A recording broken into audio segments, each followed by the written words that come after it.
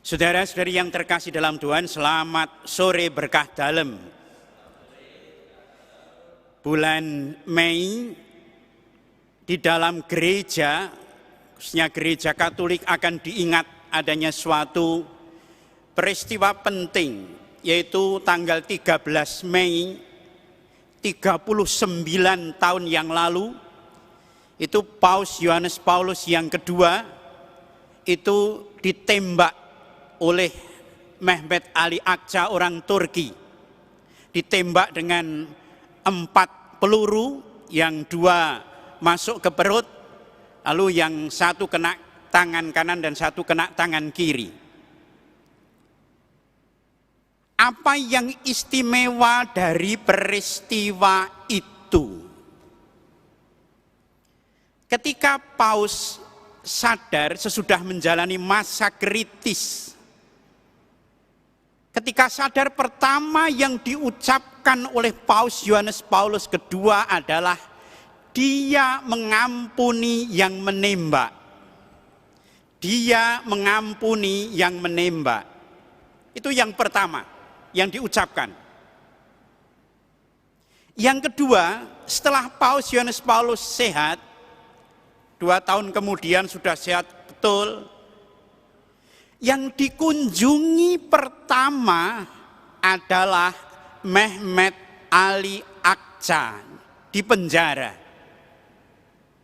Dan di situ Paus Yohanes Paulus yang kedua menyampaikan berkatnya, pengampunannya kepada Mehmet Ali Akça, dan tetap menyebut Mehmet Ali Akça sebagai saudara. Dan ketika Paus kemudian meninggalkan penjara, Mehmet Ali Akça berteriak dengan keras, "Aku telah melihat Tuhan, aku telah melihat wajah Tuhan dalam diri Paus Yohanes Paulus yang kedua." Yang hadir adalah Paus, tetapi karena Paus membawa pengampunan, Paus membawa belas kasih pada Mehmet Ali Akça yang mau membunuhnya itu, yang dilihat oleh Mehmet Ali Akça adalah Tuhan sendiri yang hadir.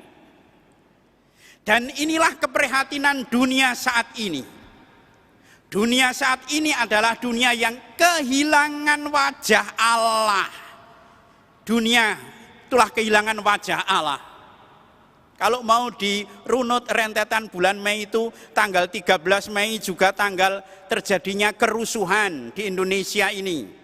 Tanggal 13 Mei tahun 98 terjadi kerusuhan. Tanggal 13 Mei 2 tahun yang lalu bom di Surabaya. Dunia ini telah kehilangan wajah Allah. Maka perutusan kita adalah, sesuai dengan apa yang disabdakan Tuhan, adalah untuk menghadirkan, mewujudkan wajah Allah di dalam kehidupan kita sehari-hari di tengah dunia yang menampilkan wajah setan. Sabda Tuhan hari ini mengatakan, "Dalam hal inilah Bapakku dipermuliakan, yaitu jika kamu berbuah banyak, dan dengan demikian kamu adalah murid-muridku." Dalam hal inilah Bapakku dipermuliakan, yaitu jika kamu berbuah banyak. Artinya apa? Buah-buah yang menampilkan wajah Allah. Wajah Allah itu tampil di dalam apa? Di dalam pengampunan. Wajah Allah itu tampil di dalam apa? Di dalam kemurahan hati, di dalam belas kasih. Itulah wajah Allah. Dan ketika kita menghasilkan buah-buah seperti itu, artinya kita menjadi sarana kemuliaan Allah. Menjadi wajah Allah yang hidup. Dan ini menjadi hakikat murid-murid Yesus. Maka dikatakan bahwa kita itu dicipta menurut gambar Allah, imago Dei. Makhluk-makhluk yang lain tidak ada ceritanya diciptakan menurut gambar Allah, imago Dei. Tetapi kita seperti diciptakan dikatakan dalam kitab Kejadian ayat 26, ayat 27, kita diciptakan menurut gambar Allah, imago Dei, gambar Allah. Kalau kita imago Dei, maka Santo Irenaeus mengatakan, Gloria Dei vivens homo, Gloria Dei vivens homo. Kemuliaan Allah hidup mewujud dalam diri manusia. Gloria Dei vivens homo. Kemuliaan Allah mewujud hidup dalam diri manusia. Kita diciptakan menurut imago Dei, menurut gambar Allah, bukan diciptakan menurut gambar setan. Kalau kita imago Dei itu berarti mewujudkan gambar Allah yang hidup. Yang saya katakan tadi, yaitu membawa belas kasih, membawa pengampunan, membawa kemurahan hati.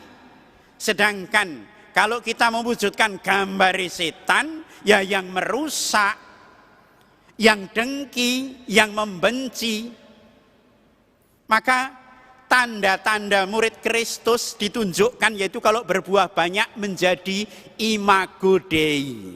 Tanda-tandanya itu sederhana. Kalau orang mewujudkan imago Dei itu keberadaannya disyukuri. Ya, keberadaannya disyukuri.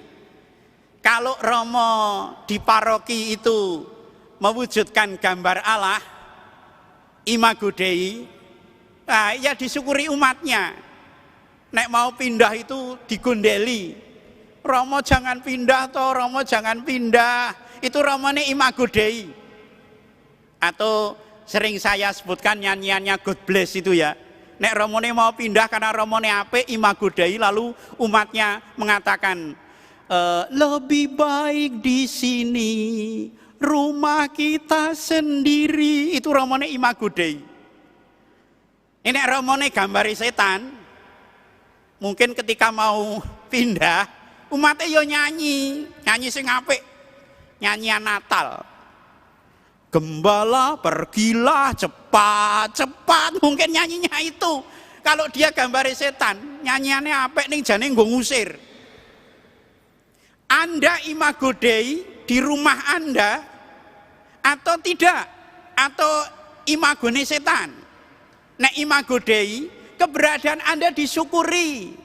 Terima kasih Tuhan atas suamiku ini, terima kasih Tuhan atas istriku ini, terima kasih Tuhan atas anak-anakku ini, terima kasih Tuhan atas orang tuaku ini. Itu imago Dei. Keberadaannya disyukuri. Ketidakberadaannya, kalau orang itu imago Dei, dikangeni, dirindukan. Kalau misalnya suami ndak pulang-pulang, lalu istrinya nelpon, "Pah, kamu di mana? Pah, kamu di mana? Nopo kok bola-bali nelpon? Kangen." Itu Anda imago Dei. Dikangeni. Tetapi kalau misalnya Anda nelpon ke rumah, "Mah, aku tidak bisa pulang hari ini." Ora apa-apa, Pak. Sebulan ndak pulang juga ndak apa-apa, ndak pulang juga ndak apa-apa. Mungkin Anda gambari setan, bukan imago Dei. Dan yang ketiga, kalau tadi keberadaannya disyukuri, ketidakberadaannya dikangeni atau dirindukan, kematiannya ditangisi. Kematiannya ditangisi. Karena apa? Kehilangan hidup. Maka benar ungkapan, ketika kita lahir, kita menangis. Tetapi orang di sekitar kita tersenyum bahagia oleh karena kehadiran kita. Ketika kita lahir kita menangis, tetapi orang di sekitar kita tersenyum bahagia oleh karena apa? oleh karena kehadiran kita. Tetapi kalau kita menjadi imago Dei, ketika kita mati dengan tersenyum bahagia, puas akan hidup ini. Kita mati tersenyum dengan bahagia. Tetapi orang di sekitar kita menangis oleh karena kehilangan kita. Saudara-saudari yang terkasih, marilah kita wujudkan sabda Tuhan hari ini, yaitu supaya kita menjadi imago Dei, gambaran Allah. Gloria Dei vivens homo, kemuliaan Allah mewujud tinggal dalam diri kita, sehingga dalam kehidupan kita menampilkan wajah Allah yang penuh belas kasih, penuh dengan berkat. Semoga sabda Tuhan hari ini menetap dalam diri kita, menjadikan kita, keluarga kita, menjadi berkah bagi setiap orang yang kita temukan dalam hidup kita. Amin.